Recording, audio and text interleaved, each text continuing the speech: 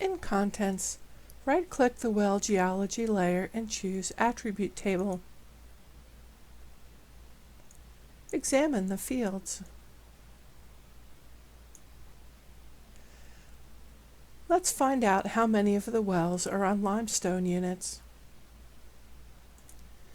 Use the Select Layer by Attribute tool to select wells from the well geology layer with the expression Unit Name contains the text Limestone.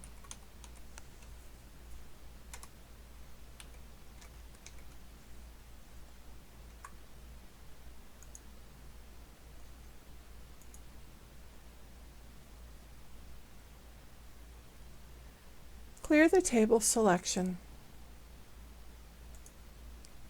and close the table. Turn visibility off for all layers except creeks and soils.